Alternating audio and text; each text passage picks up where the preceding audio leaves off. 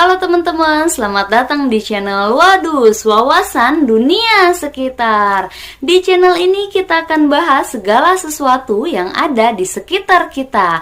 Batik merupakan salah satu mahakarya Indonesia dan keberadaan batik telah diakui oleh dunia. UNESCO telah menetapkan batik sebagai warisan budaya Indonesia pada tanggal 2 Oktober 2009. Batik memiliki banyak jenis corak dan makna di dalamnya.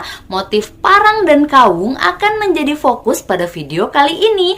Makna yang terkandung di dalam motif dapat menjadi inspirasi dan diterapkan dalam kehidupan sehari-hari. Gak usah lama-lama, ayo kita bahas motif batik tertua di Indonesia, batik parang dan batik kawung. Tapi sebelum itu jangan lupa subscribe, like, share, dan komen. Saatnya kalian semua duduk rebahan, siapin bakpao coklat keju, larutan penyegar cap kaki 3, nasi bebek alun-alun, dan kita mulai intro.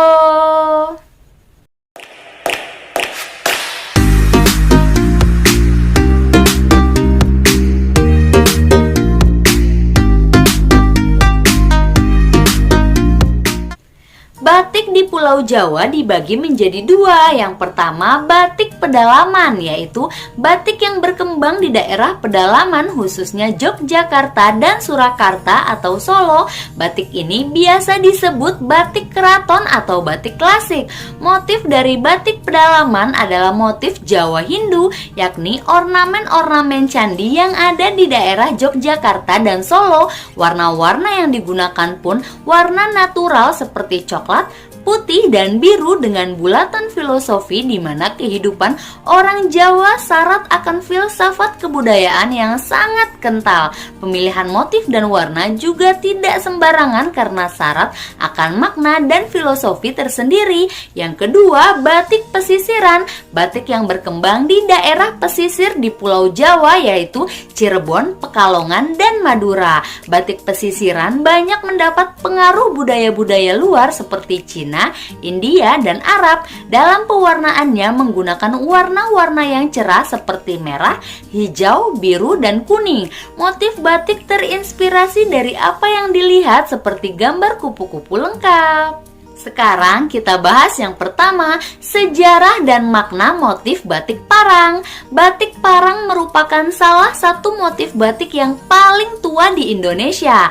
Parang berasal dari kata pereng yang berarti lereng. Perengan menggambarkan sebuah garis menurun dari tinggi ke rendah secara diagonal. Susunan motif S menjalin-jalin tidak terputus melambangkan kesinambungan. Bentuk dasar huruf S diambil dari ombak samudra yang menggambarkan semangat yang tidak pernah padam. Batik ini merupakan batik asli Indonesia yang sudah ada sejak zaman Keraton Mataram Kartasuro atau Solo. Batik parang memiliki makna yang tinggi dan mempunyai nilai yang besar dalam filosofinya. Batik motif dari Jawa ini adalah batik motif dasar yang paling tua. Batik parang memiliki makna petuah untuk tidak pernah menyerah, ibarat ombak laut yang tidak pernah berhenti bergerak. Batik parang juga menggambarkan jalinan yang tidak pernah putus, baik dalam arti upaya untuk memperbaiki diri, upaya memperjuangkan kesejahteraan, maupun bentuk pertalian keluarga. Secara filosofis, motif batik parang memang memiliki kandungan makna yang tinggi. Bentuk motif batik parang yang saling berkesinambungan menggambarkan jalinan hidup yang tidak pernah putus, selalu konsisten dalam upaya memperbaiki diri, memperjuangkan kesejahteraan, maupun hubungan antar manusia dengan alam, manusia dengan manusia, maupun manusia dengan Tuhan. Garis diagonal yang terdapat dalam motif batik parang memberikan gambaran bahwa manusia harus memiliki cita-cita yang luhur, kokoh dalam pendirian, serta setia pada nilai kebenaran. Batik parang yang terdapat di Yogyakarta dan Solo memiliki beberapa perbedaan, yaitu salah satunya berupa bentuk dan warna. Perbedaan yang ada pada batik parang Yogyakarta dan Solo yang berupa bentuk adalah batik parang Jogja memiliki bentuk diagonal dari kanan atas ke kiri bawah, sedangkan Sedangkan bentuk diagonal dari batik parang Solo merupakan kebalikannya, yaitu dari kiri atas ke kanan bawah. Warna yang digunakan pada batik parang Solo juga cenderung menggunakan warna yang didominasi oleh coklat soga. Sedangkan batik parang Yogyakarta memiliki campuran dari warna lain seperti warna putih dan hitam untuk dasar batik. Dalam perkembangannya, batik parang memiliki beberapa jenis motif, yaitu parang rusak, parang barong, parang klitik, parang kusumo, parang tuding, parang curigo, parang cengtung, parang pamor, dan lainnya. Masing-masing dari batik ini memiliki perbedaan yang cukup mencolok, baik dari bentuk, makna yang terkandung di dalamnya, dan untuk siapa motif tersebut akan digunakan. Batik parang yang kini sudah menyebar ke masyarakat luas mulai mengalami pergeseran fungsi, di mana zaman dulu batik parang hanya digunakan oleh anggota kerajaan untuk acara khusus, namun kini digunakan oleh masyarakat luas untuk berbagai kepentingan. Yang paling umum adalah digunakan sebagai bahan pakaian yang akan dipakai pada saat acara-acara penting seperti undangan ataupun acara resmi lainnya.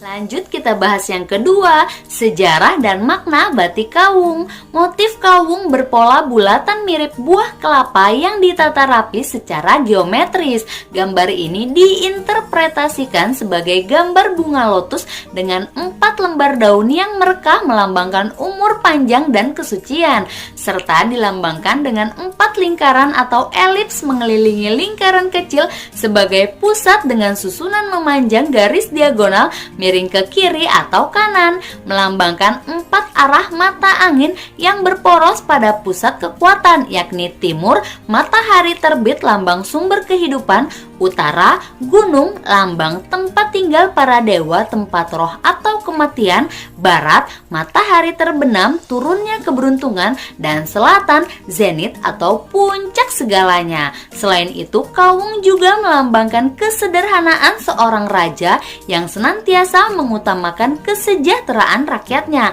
Batik Yogyakarta motif kawung memiliki arti simbol keadilan dan kesejahteraan. Batik kawung adalah salah satu motif batik tertua di Indonesia. Keberadaannya seringkali disinggung dan muncul dalam berbagai sumber sejarah tertulis dan budaya lisan sejak zaman Kesultanan Mataram pada abad ke-16. Ada 2 teori yang menjelaskan mengenai asal-usul dari batik ini. Teori yang pertama menyatakan bahwa motif batik ini diciptakan oleh Sultan Mataram keempat yang memerintah dari tahun 1613 sampai 1645, yaitu Sultan Agung Adi Prabu Hanyarakesuma, Sultan Agung Mataram, di mana sang sultan mengatakan bahwa dia terinspirasi dari pohon aren. Sedangkan teori yang kedua menyatakan sejarah motif kawung berawal saat ada seorang laki-laki muda dari desa yang berpenampilan berwibawa serta disegani di kalangan kaumnya. Karena perilakunya yang sangat santun dan bijak, namanya lantas terdengar hingga di kalangan kerajaan Mataram.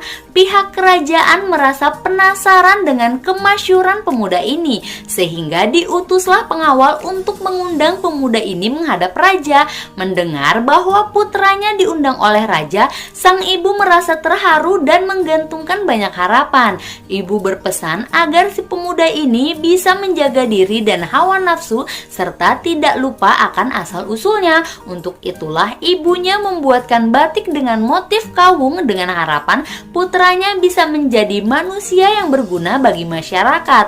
Tak lama kemudian, setelah dipanggil pihak kerajaan dan diberikan beberapa pekerjaan yang selalu bisa diselesaikan, akhirnya pemuda ini diangkat menjadi Adipati Wonobodro. Pada saat diangkat menjadi Adipati Wonobodro, pemuda ini mengenakan baju batik pemberian ibunya dengan batik motif kawung. Baiklah, itulah tadi motif batik tertua di Indonesia, batik parang dan batik kawung. Generasi milenial adalah generasi yang dinamis dan senang akan perubahan. Agar batik dapat terus menjadi benda warisan yang menarik dan terus dicintai oleh lintas generasi, salah satu caranya adalah dengan terus melakukan inovasi terhadap berbagai jenis motif batik yang dapat menarik minat setiap segmen usia. Seperti sebuah seni kontemporer, batik tidak memiliki sebuah pakem khusus yang bersifat mengikat. Oleh karenanya, motif batik kontemporer dapat terus dikembangkan untuk selalu menciptakan terobosan baru tanpa meninggalkan ciri khas dari batik Nusantara itu sendiri, sehingga memiliki statement dan identitas yang berbeda dengan motif-motif khas dari negara lainnya, khususnya negara tetangga yang masih serumpun. Selesai, jangan lupa subscribe dan nyalakan tombol loncengnya supaya kalian gak ketinggalan video-video seru lainnya. Sampai jumpa.